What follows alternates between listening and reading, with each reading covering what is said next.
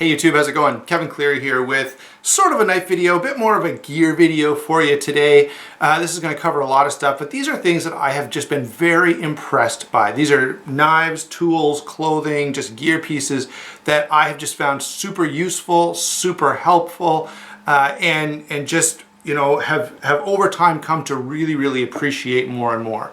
Let me tell you in the I'd love to hear from you in the comments below, things that are like that for you. And it doesn't have to be just the stuff that I mentioned. I'm not going to talk about backpacks, for example, or bags, or shoes, or a whole bunch of other things, or hats. You know, so maybe you've got stuff that you just find exceptional. And go ahead and comment below with that one gear item that you just think is totally phenomenal. And also feel free to make further recommendations. You know, I've got a couple of knives here, sharpener, you know, belt, stuff like that. If you know of a great option that I don't mention, go ahead and put that in the comments below as well. And while you're down there, go ahead and click the subscribe button. Let's go ahead and get started, and we'll start off with knives. But these are some knives that have really impressed me, become standards in my collection, and become just highly used and valued by me. Okay, so first off is the Recon 1. You guys know I love cold steel. I love the strength. I love the G10 handles. I love they're usually lightweight. The steel is great. But the Recon 1 for me represents kind of a standard, okay? Number one, this is a knife that got me interested in knives. You know, I've told the story before, but way back when they used to do those, I can't remember. They would compare different types of warriors, and I can't remember the show. Someone comment below with that if you wouldn't mind. But when they did the Navy SEALs, the U.S. Navy SEALs, as their folding knife, they said they carried the cold steel Recon 1. Now, I've since learned a little more about knives, and that's probably one of dozens that they have carried, because all the knife companies are giving them stuff for free, because every company wants their stuff to be carried by the Navy SEALs.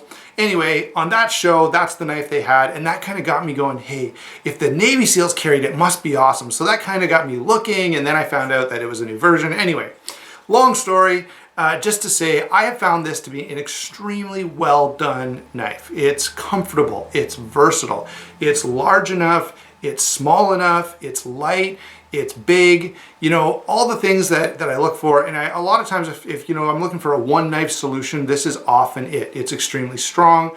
I've got enough blade to do most tasks. The blade shape can be flexed into a lot of tasks as well. So Recon 1, highly valued by me.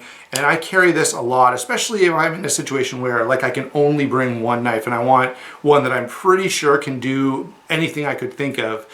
That's a good option.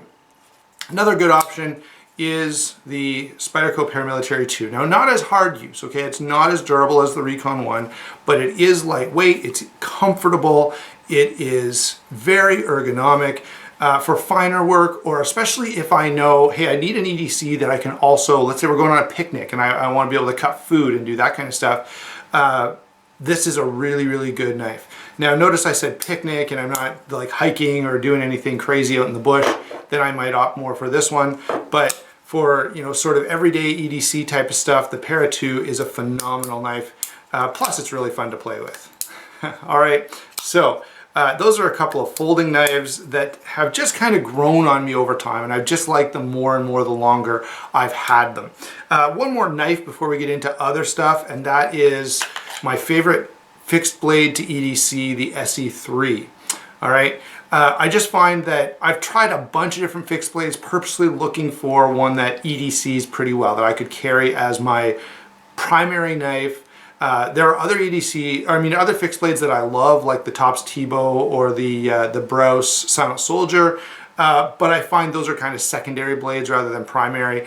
This one, I find it's the blade, the edge geometry is nice and thin, so I can do a lot of slicing tasks, which often is what EDC tasks are. The steel holds an edge reasonably well, and the handle is comfortable.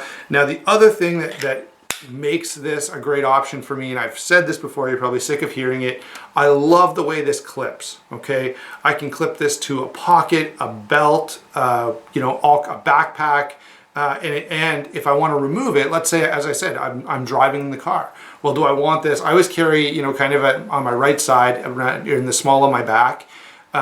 If I'm going to be jumping in and out of a car all day, I may either not carry this at all, or more likely I'll carry it, but I can unclip it really easily. Just unclip it, throw it in the car, like in the, you know, whatever, on the dash or something, clip it back on when I get out of the car. I love the versatility that this gives me. So that's my favorite EDC fixed blade, okay? And one that I find most versatile. I have to be honest, these are not my favorite knives. I kind of left out ones that I thought most viewers would be like, there's no way I'm paying $400 for a knife, or that's just too out there for me. So I kind of tried to give knives in this video that, number one, I find extremely useful and recommend, but number two, that were a little more mainstream than some of the stuff I've got in my collection. So let's move on. Those are all the knives I've got. Before we get too far away from knives, there's a couple things I want to mention. Number one, Spyderco Sharpmaker. I love the utility of this. I love that I can carry it around. I was traveling, you know, we were away from home for 3 or 4 days, and, you know, throw the Sharpmaker in the bag with you and bring it. And that way, if I do need to do something that's going to dull a knife, no big deal. I'll just sharpen it up. The other thing, and I find I have sort of the coarser stones and the finer stones than the ones that come with this.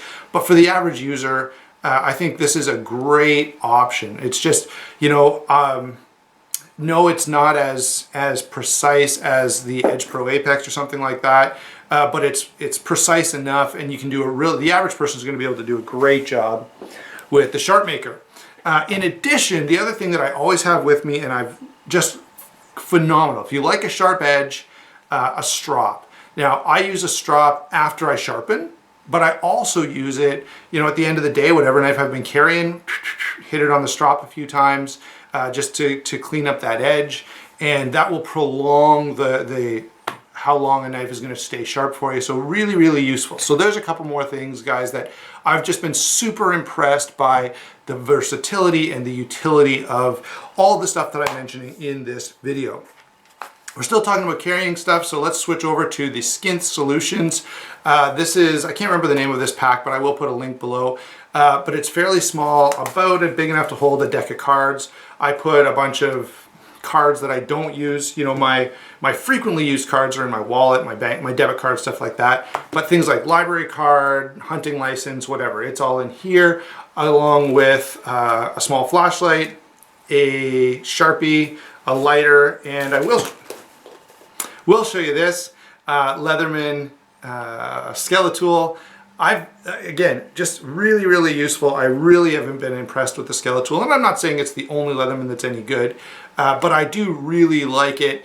And again, this is one that the main thing that stands out for me, and one of the reasons that I went this route, is because of the switchable bit here. So I carry this, and somewhere nearby, I don't have it in here, but I usually have it in my pack or in a pocket. I'll have the bit kit. So I end up having tons of different, tons of different bits. And so, yeah, so this is kind of a double feature. I've got the Skinth Solutions and the Leatherman in there, along with a flashlight and a Sharpie and lighter and a few other things. Again, I like this because the clip is versatile. I can clip it on and off of my belt when if I'm sitting down. When I'm here at my desk, I usually clip it off, set it right beside me. As soon as I get up, I'll put it back on and do whatever I'm going to do. So great little EDC pouch, okay? Let's go on to a few other things. I've got a couple more things to mention. Light. This is the Olight S2 baton, and I picked this up a while ago. I do have sort of a mini review on it. I don't do a lot of flashlight stuff, but this thing is phenomenal. I've used it a ton. Really bright, really useful. But the main thing that stands out to me about this one is not that long ago, I put it in my pocket. I was doing some work in the basement, and the lights, like any old, it's not a nice finished basement in the old house. So like any basement, it's not great lighting. I was using this to help me out with it. Threw it in my pocket. Later on, I put those pants in the laundry and put this thing through the laundry. Now, not good for a flashlight, okay? I'm not recommending you do that to yours. However, guess what? I won't shine it right at the camera, but this thing works perfectly. In fact, when I opened it up, I was like, oh no, what am I gonna do? I opened it up, pulled out the battery, and there wasn't even any moisture inside. So the O-ring actually kept all the water from a full laundry cycle from getting in here and causing any problems. So really, really impressive. You know, I've got to say, a flashlight that can go through the laundry, that's impressive, okay? And that's the point of this video. These are things that have been impressive to me. The James Williams Tactical Pen, I've yet to do a full review. I did a first impressions on this. I've used it and I carry this around a lot with me. Whoops. I've used this, I carry it around a lot with me, but I just don't feel like I've had enough opportunity to use it for the various things that it's for. One of these times I will, when I get some old fruits, or you know, when it's pumpkin season, I'll go at this and see how it works in a real defensive situation, and then I'll be able to talk more about this. I would also like to try one other tactical pen. There's a couple. There's one from Charade that I'm specifically interested in. So anyway, I've been very happy with this. I've used it quite a bit. I carry it every single day. Okay, I just don't get opportunity to use it every single day. It just kind of sits in my pocket. Doohickey pry tool. I put this on my keychain. It's very small. It doesn't take up a lot of space, but I use it. Again, this is something I do carry with me all the time, everywhere, but I've used it much more. I've used it for opening bottles. I've used it for prying on stuff. I've even used the corner of this as like a screwdriver. Okay, if you carry a knife, I highly recommend carrying a pry tool so you're not tempted to pry with your knife. And this one is cheap, it's lightweight, and I've been really happy with it. So the little doohickey pry tool is a great thing. Minimalist wallet. Now this one, I'm not going to open it and show you all my cards, but this one is from Swiss Gear, and it does have the RFID blocking fibers in it. This is going to be just generic, okay? I will say that I'm way happier having switched to a more minimalist wallet than when I was carrying, you know, the big billfold style. And that's going to be a stylistic choice. Maybe some of you have had the opposite experience. You got frustrated with only being able to carry 4 or 5 cards. But for me, this has been so much more comfortable in my pocket. And as I say, I use this for other cards that I need less often. All right, so minimalist wallet, Skin Solutions. Got a couple more things for you here. Next on the list is some good old 511 tactical pants. I had never tried 511s before. Now I have 2 pairs. These were on sale. I can't remember where I was, maybe like a Gander Mountain or something. Not a place that normally has great sales. But for some reason, you know, kind of lightning struck, and I went into Gander Mountain and they were selling these. So I thought, you know what? I've always heard about them. Let's give them a try. And so I picked these up and I've been very happy. They're comfortable, they're versatile, they're tough as can be.